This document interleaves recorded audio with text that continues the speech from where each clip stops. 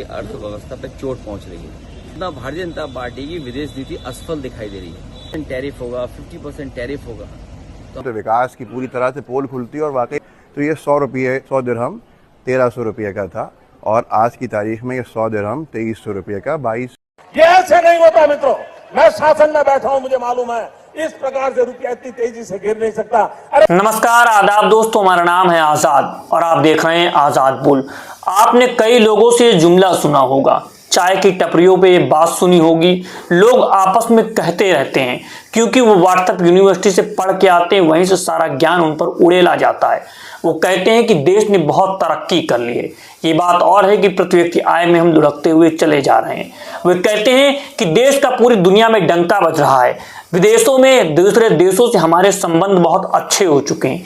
लेकिन ये जमीन पर कब दिखेगा? जब वैसी नीतियां बनेंगी, उस आधार पे हम मजबूत होंगे। तो उसके दो उदाहरण मैं आज आपको दूंगा कि विदेश नीति हमारी कितनी सफल है और हम कितनी बड़ी अर्थव्यवस्था हो गए हैं। इसका भी उदाहरण हम आपके साथ प्रस्तुत करेंगे। सबसे पहले आप अखिलेश यादव का वो वीडियो देखेंगे और समझेंगे कि विदेश नीति किस तरह से मोदी सरकार की फेल हो चुकी है। जब प्रदेश के प्रधानमंत्री कहते हैं कि उन्हें विदेशों में जा करके खूब डंका बजाया है, उनके सबसे अच्छे संबंध हो गए हैं, तो आखिर क्यों ट्रंप बार बार हमारे ऊपर टैरिफ लगाते हैं? कभी 25% टैरिफ लगाते हैं और 50% पेनाल्टी लगा देते हैं, फिर आते हैं फिर टैरिफ लगाते हैं, फिर आते हैं फिर टैरिफ लगाते हैं, और अब लगा दिया है दवाई पर 100% टैरिफ, यानी 1 रुपए का माल 2 रुपए में। जो 100 रुपए की दवाई थी वो 200 रुपए में। जो हमारी फार्मा इंडस्ट्री है, अभी कुछ दिन पहले प्रधानमंत्री ने गुजरात में जो भाषण दिया था और 2 मोहन की बात की थी, उसमें फार्मा इंडस्ट्री की बात की थी कि कितनी सशक्त है, हमारा माल, हमारी दवाइयां विदेशों में जाती हैं, अमेरिका तक में बिकती हैं। अब उस अर्थव्यवस्था की भी रीढ़ की हड्डी टूटने वाली है क्योंकि देश के प्रधानमंत्री के संबंध इतने अच्छे हैं, इतनी बढ़िया विदेश नीति है। आप यह वीडियो देखिए। जिस तरीके से हमारी अर्थव्यवस्था पर चोट पहुंच रही है और लगातार टैरिफ के माध्यम से हमारे व्यापार संकट में जा रहा है। जितना संकट और परेशानियां पैदा हो रही हैं, उतना भारतीय जनता पार्टी की विदेश नीति असफल दिखाई दे रही है। ये उनकी असफलता है जिसके कारण हमारे उद्योग, कारोबार और अंतर्गतवा हमारे भारत को फेस करना पड़ रहा है। अगर 100% टैरिफ होगा, 50% टैरिफ होगा, तो हमारे कारोबार करने वाले कारोबारियों का क्या होगा, उद्योग जगत का क्या होगा? अभी हाल ही में हम लोगों ने देखा कि उत्तर प्रदेश में ट्रेड फेयर हुआ, इन्वेस्टमेंट के लिए प्रयास किया गया कि इन्वेस्टमेंट आए उत्तर प्रदेश में। ये प्रयास तो पहले दिन से शुरू होने चाहिए थे। आखिरकार 9 साल की सरकार क्या करती रही और दिल्ली की सरकार ने कितना सहयोग किया, और फिर जीएसटी में जो बदलाव आ रहा है, 9 साल तक इन्हें यही पता नहीं था कि गरीबों के लिए कितना नुकसानदेह है।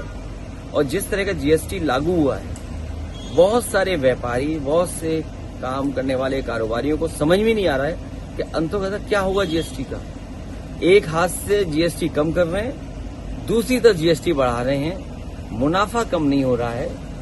भारत को खुशहाल बनाने के लिए डॉक्टर राम मनोहर लोहिया की दाम बांधो निधि अंतर्गतवा हम लोग को शुरू उसी दिशा में जाना पड़ेगा। लेकिन 100% तो आपने अखिलेश यादव जी का वीडियो देखा, वो साफ तौर से बता रहे हैं कि हमारे देश की विदेश नीति फेल हो चुकी है। उसका आधार यही है कि हमारे ऊपर किस तरह से टैरिफ लगाए जा रहे हैं, हम पर गलत नीतियां थोपी जा रही हैं। अब एक उदाहरण आपको और देने की हमने बात कही थी, एक वीडियो हम आपके साथ और साझा करेंगे, वह भी आप देखिए और समझिए कि जब लोग कहते हैं कि देश की अर्थव्यवस्था बहुत बड़ी हो गई है, लेकिन अर्थव्यवस्था किस आधार पर बड़ी हुई है? हमारा पैसा तो इतना कमजोर हो चुका है। उनको आसान शब्दों ने इस व्यक्ति ने जैसे समझाया, और ये वीडियो बहुत तेजी से वायरल हो रहा है। पहले आप देख लीजिए, फिर इस पर हम चर्चा करते हैं। दुबई एयरपोर्ट पे ड्यूटी फ्री पे एहसास हुआ कि आज की तारीख में मोदी सरकार के कार्यकाल में 10 साल पूरे होने पर रुपया कितना कमज़ोर हो गया है।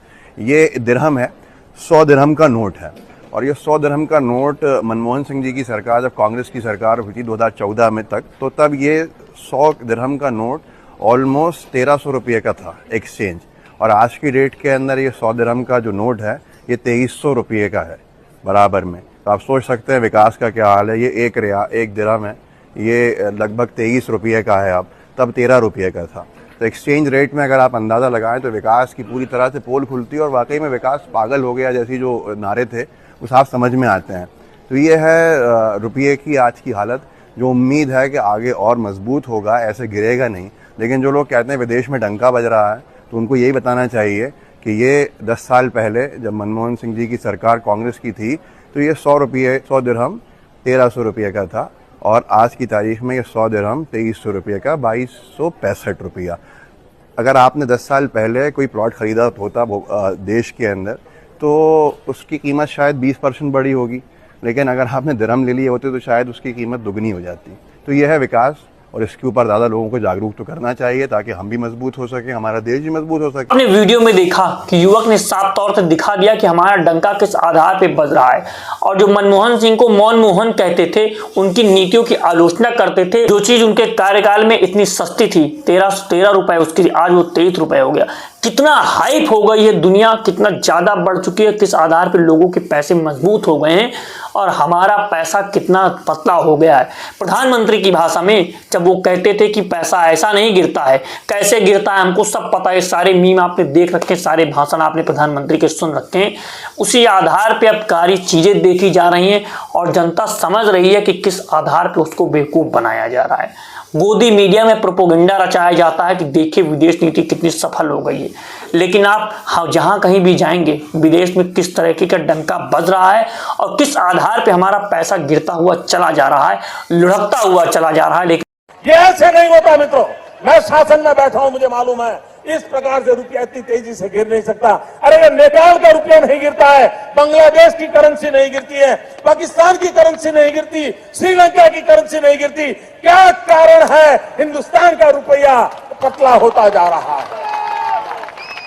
ये जवाब देना पड़ेगा आपको, देश आपसे जवाब मांग रहा है। लेकिन इस पर सरकार कुछ कहना नहीं चाहती है, तो आप बताइए आप क्या कहना चाहते हैं। जो आप कहना चाहते हैं कमेंट बॉक्स में कमेंट कीजिए, और अगर आप चाहते हैं कि इस तरह के वीडियोस हम आप तक पहुंचाते रहें, आपकी आवाज को, जनता की आवाज को आप तक पहुंचाते रहें, तो आजाद बोल को सब्सक्राइब कीजिए, वीडियो को ज्यादा से ज्यादा शेयर कीजिए। मिलता हूं आपसे अगली वीडियो में। नमस्कार, जय हिंद, जय भारत, जय संविधान।